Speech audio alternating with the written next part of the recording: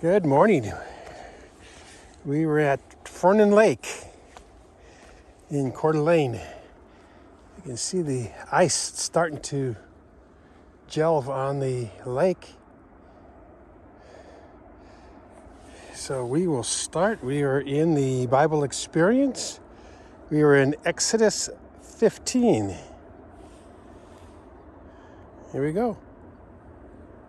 Then Moses and the Israelites sang this song to the Lord. I will sing to the Lord, for he is highly exalted. Both horse and driver he has hurled into the sea. The Lord is my strength and my defense. He has become my salvation. He is my God, and I will praise him. My Father's God, and I will exalt him. The Lord is a warrior. The Lord is his name. Pharaoh's chariots and his army he has hurled into the sea. The best of Pharaoh's officers are drowned in the Red Sea. The deep waters have covered them. They sank to the depths like a stone. Your right hand, Lord, was majestic in power. Your right hand, Lord, shattered the enemy. In the greatness of your majesty, you threw down those who opposed you. You unleashed your burning anger. It consumed them like stubble. By the blast of your nostrils, the waters piled up. The surging waters stood up like a wall. The deep waters congealed in the heart of the sea. The enemy boasted, I will pursue, I will overtake them, I will divide the spoils, I will gorge myself on them, I will draw my sword, and my hand will destroy them. But you blew with your breath, and the sea covered them. They sank like lead in the mighty waters. Who among the gods is like you, Lord? Who is like you? Majestic in holiness, awesome in glory, working wonders. You stretch out your right hand, and the earth swallows your enemies. In your unfailing love, you will lead the people you have redeemed. In your strength, you will guide them to your holy dwelling. The nations will hear and tremble. Anguish will grip the people of Philistia.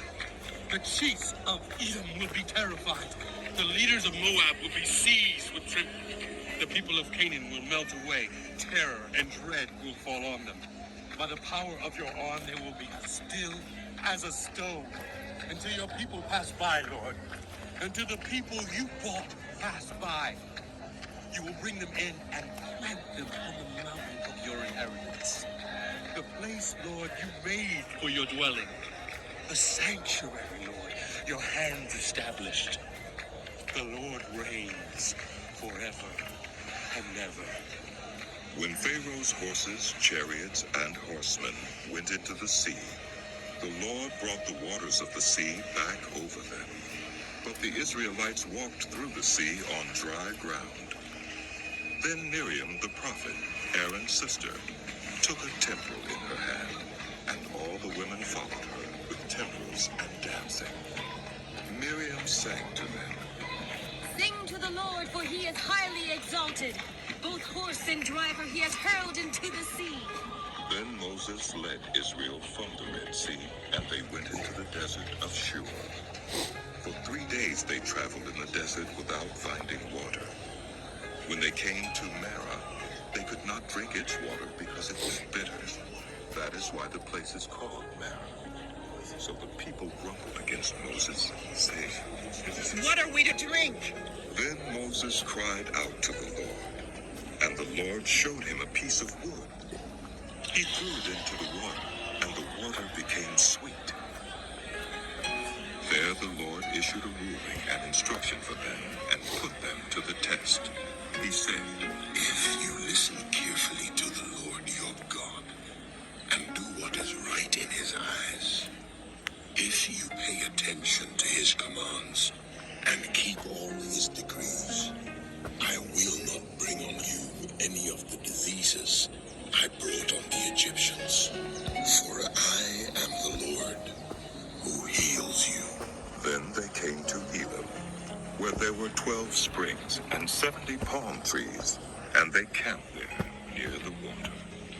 The whole Israelite community set out from Elim and came to the desert of Sin, which is between Elim and Sinai, on the 15th day of the second month after they had come out of Egypt. In the desert, the whole community grumbled against Moses and Aaron. The Israelites said to them, If only we had died by the Lord's hand in Egypt.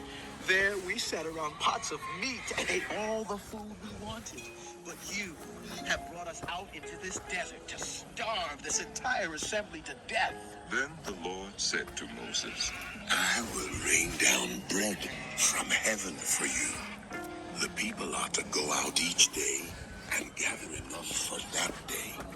In this way, I will test them and see whether they will follow my instructions. On the sixth day, they are to prepare what they bring in, and that is to be twice as much as they gather on the other days. So Moses and Aaron said to all the Israelites, In the evening you will know that it was the Lord who brought you out of Egypt. And in the morning you will see the glory of the Lord, because he has heard your grumbling against him. Who are we that you should grumble against us? Moses also said, You will know that it was the Lord when he gives you meat to eat in the evening and all the bread you want in the morning, because he has heard your grumbling against him. Who are we? You are not grumbling against us, but against the Lord. Then Moses told Aaron, Say to the entire Israelite community, Come before the Lord, for he has heard your grumbling. While Aaron was speaking to the whole Israelite community, they looked toward the desert, and there was the glory of the Lord appearing in the cloud. The Lord said to Moses, I have heard the grumbling of the Israelites. Tell them, at twilight, you will eat meat, and in the morning, you will be filled with bread. Then you will know that I am the Lord, your God. That evening, quail came and covered the camp, and in the morning there was a layer of dew around the camp. When the dew was gone, thin flakes like frost on the ground. When the Israelites saw it, they said to each other, What is it? for they did not know what it was. Moses said to them, It is the bread the Lord has given you to eat. This is what the Lord has commanded. Each one is to gather as much as they need. Take an omer for each person you have in your tent. the Israelites did as they were told. Some gathered much, some little. And when they measured it by the omer, the one who gathered much did not have too much, and the one who gathered little did not have too little. Each one had gathered just as much as they needed. Then Moses said to them, No one is to keep any of it until morning. however, some of them paid no attention to Moses. They kept part of it until morning, but it was full of maggots and began to smell. So Moses was angry with them. Each morning everyone gathered as much as they needed, and when the sun grew hot, it melted away. On the sixth day, they gathered twice as much, 2 omers for each person, and the leaders of the community came and reported this to Moses. He said to them, This is what the Lord commanded. Tomorrow is to be a day of Sabbath rest, a holy Sabbath to the Lord. So bake what you want to bake and boil what you want to boil. Save whatever is left and keep it until morning. So they saved it until morning, as Moses commanded, and it did not stink or get maggots in it. Eat it today, Moses said, because today is a Sabbath to the Lord. You will not find any of it on the ground today. 6 days you are to gather it, but on the 7th day, the Sabbath, there will not be any. Nevertheless, some of the people went out on the 7th day to gather it, but they found none. Then the Lord said to Moses, How long will you refuse to keep my commands and my instructions? Bear in mind that the Lord has given you the Sabbath. That is why on the 6th day, he gives you bread for 2 days. Everyone is to stay where they are on the 7th day. No one is to go out. So the people rested on the 7th day. The people of Israel called the bread manna. It was white like coriander seed and tasted like wafers made with honey. Moses said, This is what the Lord has commanded. Take an omer of manna and keep it for the generations to come. so they can see the bread I gave you to eat in the wilderness when I brought you out of Egypt. So Moses said to Aaron, Take a jar and put an omer of manna in it. Then place it before the Lord to be kept for the generations to come. as the Lord commanded Moses, Aaron put the manna with the tablets of the covenant law so that it might be preserved. The Israelites ate manna 40 years until they came to a land that was settled. They ate manna until they reached the border of Canaan. An omer is 1/10 of an ephah. The whole Israelite community set out from the desert of Sin, traveling from place to place as the Lord commanded. They camped at Rephidim, but there was no water for the people to drink. So they quarreled with Moses and said, Give us water to drink. Moses replied, Why do you quarrel with me? Why do you put them to the test? but the people were thirsty for water there, and they grumbled against Moses. They said, Why did you bring us up out of Egypt to make us and our children and livestock die of thirst? Then Moses cried out to the Lord. What am I to do with these people? They are almost ready to stone me. The Lord answered Moses, Go out in front of the people. Take with you some of the elders of Israel, and take in your hand the staff with which you struck the Nile, and go. I will stand there before you by the rock at Horeb. Strike the rock, and water will come out of it for the people to drink. So Moses did this in the sight of the elders of Israel, and he called the place Massah and Meribah, because the Israelites quarreled, and because they tested the Lord, saying, Is the Lord among us or not? The Amalekites came and attacked the Israelites at Rephidim. Moses said to Joshua, Choose some of our men and go out to fight the Amalekites. Tomorrow, I will stand on top of the hill with the staff of God in my hands. So Joshua fought the Amalekites as Moses had ordered, and Moses, Aaron, and Hur went to the top of the hill. As long as Moses held up his hands, the Israelites were winning. But whenever he lowered his hands, the Amalekites were winning. When Moses' hands grew tired, they took a stone and put it under him, and he sat on it. Aaron and Hur held his hands up, one on one side, one on the other, so that his hands remained steady till sunset. So Joshua overcame the Amalekite army with the sword. Then the Lord said to Moses, Write this on a scroll as something to be remembered, and make sure that Joshua hears it, because I will completely blot out the name of Amalek from under heaven. Moses built an altar and called it, The Lord is my battle. He said, Because hands were lifted up against the throne of the Lord, the Lord will be at war against the Amalekites from generation to generation. Now Jethro, the priest of Midian and father-in-law of Moses, heard of everything God had done for Moses and for his people Israel, and how the Lord had brought Israel out of Egypt. After Moses had sent away his wife Zipporah, his father-in-law Jethro received her and her 2 sons. One son was named Gershom, for Moses said, I have become a foreigner in a foreign land. and the other was named Eliezer, for he said, My father's God was my helper. He saved me from the sword of Pharaoh. Jethro, Moses' father-in-law, together with Moses' sons and wife, came to him in the wilderness, where he was camped near the mountain of God. Jethro had sent word to him.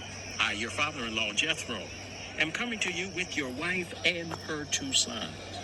So Moses went out to meet his father-in-law and bowed down and kissed him. They greeted each other and then went into the tent.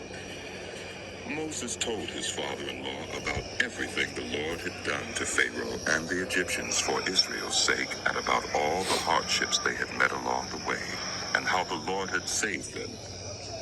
Jethro was delighted to hear about all the good things the Lord had done for Israel in rescuing them from the hand of the Egyptians. He said, Praise be to the Lord, who rescued you from the hand of the Egyptians and of Pharaoh. and who rescued the people from the hand of the Egyptians. Now I know that the Lord is greater than all other gods, for he did this to those who had treated Israel arrogantly.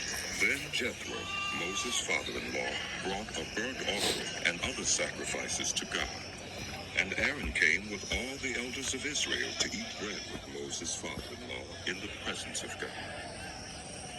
The next day Moses took his seat to serve as judge for the people, and they stood around him from morning till evening. When his father-in-law saw all that Moses was doing for the people, he said, What is this you're doing for the people?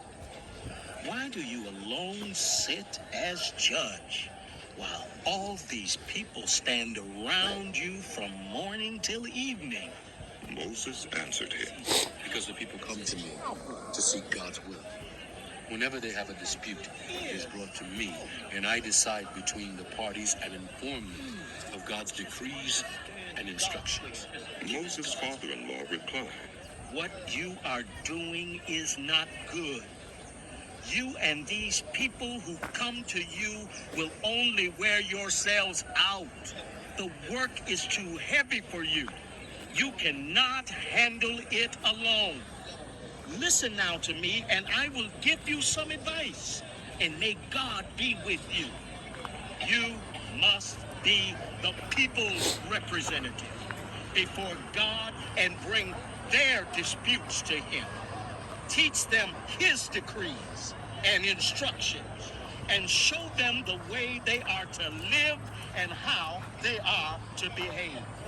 But select capable men from all the people, men who fear God, trustworthy men who hate dishonest gain, and appoint them as officials over thousands, hundreds, fifties, and tens.